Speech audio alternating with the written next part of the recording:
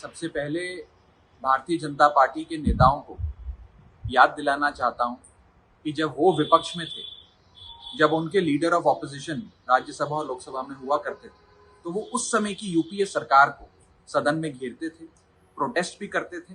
और जब जब उन्होंने अपनी कोई मांग रखी, जेपीसी को कॉन्स्टिट्यूट करने की मांग हो, कोई जांच कमेटी बिठाने की मांग हो, उन सारी मांगों को लेकर उन्होंने उस समय अपनी आवाज बुलंद करी। और मैं आपको बताना चाहूंगा उन नेताओं ने क्या क्या कहा।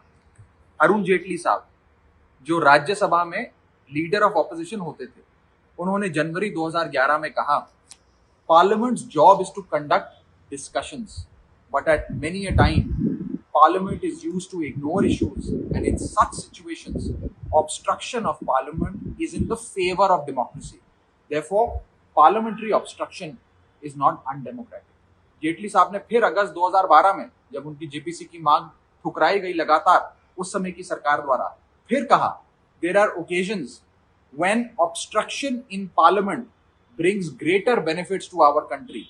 Our strategy does not permit us to allow the government to use Parliament without being held accountable. We do not want to give the government an escape route through debate.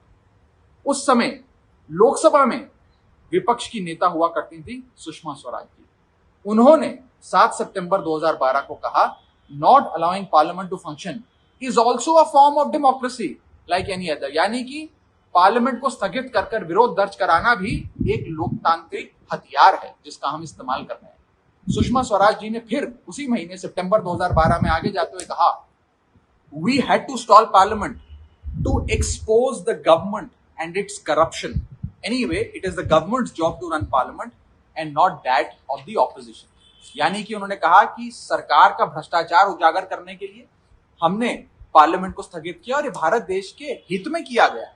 तो आज मैं उन्हीं के बड़े नेताओं की, जेटली साहब की और सुषमा स्वराज जी के इन बयानों की याद आज की सत्ता के नशे में चूर बीजेपी को दिलवाना चाहूंगा और कहना चाहूंगा कि विपक्ष की आवाज मत बंद करिए। लेकिन ये सब दलीलें काम तो नहीं आ रही है। आप लोग लगातार संसद में भी ये सब बात कर रहे हैं कि बीजेपी जब विपक्ष में थी तो ऐसा करती थी, लेकिन आप लोग का दावा भी, आरोप भी है कि आपकी आवाज दबाई जा रही है। अगला जब बजट का सत्र शुरू होगा जब हमारी आवाज दबाई जाती है तो हम सभापति जो राज्यसभा की हैं, जो चेयरमैन हैं, जो देश के उपराष्ट्रपति हैं, उन्हीं से अपनी विनम्र निवेदन कर सकते हैं, विनती कर सकते हैं कि हमें मौका दें।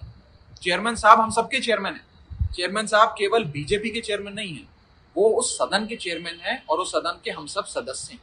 ये उनकी नैतिक, कानूनी और संवैधानिक जिम्मेदारी बनती है कि वो हम सब के भी अभिव्यक्ति की आजादी, freedom of expression and speech, हमारी डिग्निटी, हम सारी हमारे जो राइट्स हैं, जो प्रिविलेजेस हैं और ड्यूटीज हैं, उन्हें प्रोटेक्ट करें।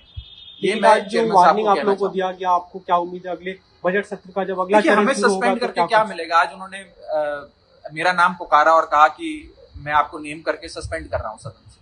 अगर हम सस्पेंड हो जाएंगे तो हम सड़क पे जाके लड़ाई लड़ेंगे। लेकिन आज इस देश में जेपीसी की एक मांग है, पूरा देश मांग कर रहा है, समुच्चय विपक्ष मांग कर रहा है। सरकार इस पे मांग स्वीकारना तो दूर, इस पे चर्चा भी नहीं कराना चाहती।